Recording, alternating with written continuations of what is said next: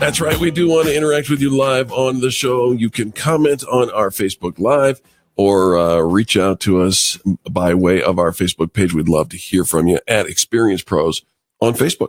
We would absolutely love that. You know, when I start naming off some of these names, they're going to probably trigger a response in you. But Steve Jobs, Richard Branson, Howard Schultz, Spanx inventor Sarah Blakely, Dollar Shave Club founder Michael Dubin, right? Shark Tank star Damon John. These are visionaries and innovators in the entrepreneurial world. Have you ever daydreamed about the day that you could be your own boss, or you think, I could have invented that? Well, our next guest, Wall Street Journal small business editor Colleen DeBase, she says that most aspiring entrepreneurs can envision their breakthrough product or service on the store shelves, but their struggle is with how to make that become a reality. Colleen DeBase, welcome to the Experience Pros Radio Show. Hey, it's nice to be here. Colleen, it is very nice to have you along with us. With a lineup of names that we just read off. That was a pretty good lineup. Right? Let's bring it down to the level of the grassroots here for the small business community. How do we as business owners discover our niche and make sure that our idea is A, doable, and then B, worth doing?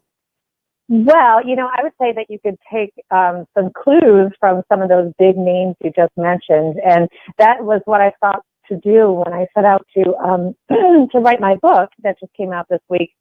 I wanted to look at all of the different big, super successful entrepreneurs that we've interviewed at Inc.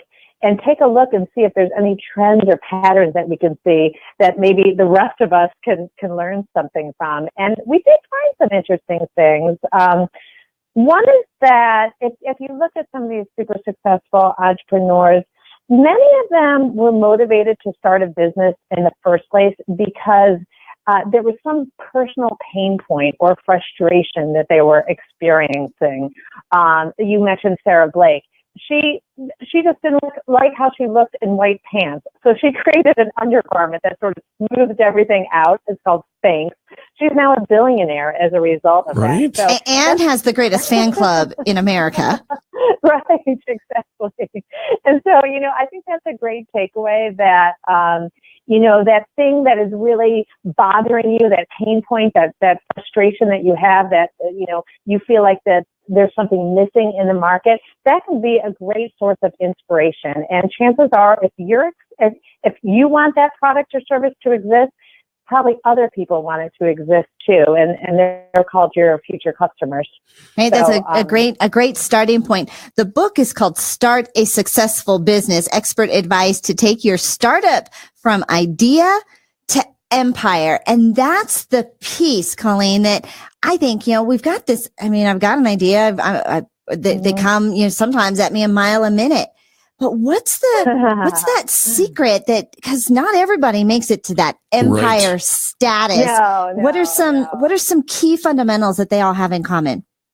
Yeah, well, you know, some other things that we have noticed that the really smart entrepreneurs will do is that they'll come up with an idea. Like you said, you might have a million of these ideas going through your head, but, you know, they'll take an idea and they'll test the waters with it. In recent years, we've seen this method of starting business called the lean startup approach. That's become very popular, where you just sort of, you test out your idea in real time. You put sort of the minimum viable product out there on the market. You see if you have customers. You get feedback from people out there so that you don't invest a lot of time, energy, and money in something that's not going to work. So that is something we definitely see the smart entrepreneurs doing. We see a lot of pivoting and, you know, taking feedback and making tweaks. One of the things we point out in the book is that, you know, look at Jeff Bezos, who founded Amazon. When he started Amazon, it was a bookseller. Right. I mean, that's what it was there to do. I mean, we don't even really think of Amazon so much as a bookseller anymore. You know, it's sort of, it owns Whole Foods, for goodness sake. You know, it really, a lot of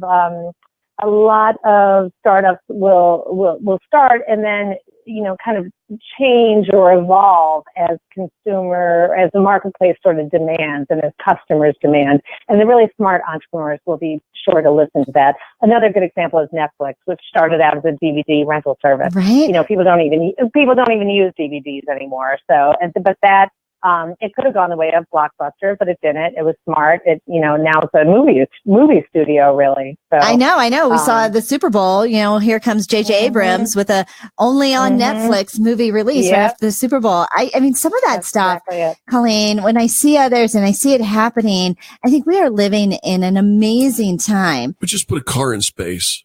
That's true. A car in space just this week. Let's talk a little bit about leveraging the power of social media, because I still think that people are really, they're still posting cat pictures. They're, not really sure how to effectively use that for branding and marketing.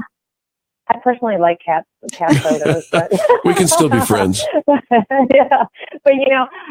Actually, I live outside of New York City. I live on the east end of Long Island in the beach community called the Hamptons, and I'm just amazed when I see some of the businesses out here so underutilizing social media. It makes me want to tear my hair out, because it's such a great medium to be able to, for very little money, really stay in touch with your customers and to let them know, what your hours are, what's going on with you, what your specials of the day are, who's shopping, or dining in your restaurant. It's such an easy way to engage with your customers and stay in front of them. And I really I don't think businesses take enough advantage of that. It can be a little overwhelming. There are so many social networks out there. One of the things I recommend is, pick one and if it's so overwhelming to you, pick one and just make that your social network of choice and dedicate your maybe limited time and resources to that one social network and make it the one, right. And make it the one that makes the most sense for your business. Our guest is Colleen DeBase, and one of our listeners from Brazil has asked what the name of the book is. It's Start a Successful Business, Expert Advice to Take Your Startup from Idea to Empire. Colleen, 2 questions. Where can we get a copy of the book? And second of all, where can we connect with you and maybe follow your podcast? Oh, cool. Well, so the book is, funnily enough, it's available on Amazon.com. Oh, the bookstore. I mentioned. Yeah. So you can get it there, Start a Successful Business. And I'm also now currently an editor at Inc. magazine. So you can actually go to Inc.com and find it there. And then my personal website is ColleenDeBase.com, where you can be in touch with me, and there's links to the book and my podcast there. Love it. Colleen, you're fantastic. Thank you so much for joining us today. We'd love to have you back on the program. Oh, I would love to be back. It was my pleasure. All right.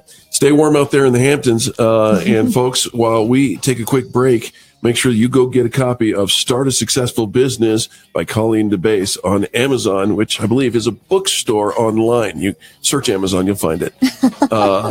We'll be back right after these messages. Angel and Eric, this is the Experience Pros Radio Network. America's home for positive business talk. You're listening to the Experience Pros Radio Show. Contact them on the web at experiencepros.com.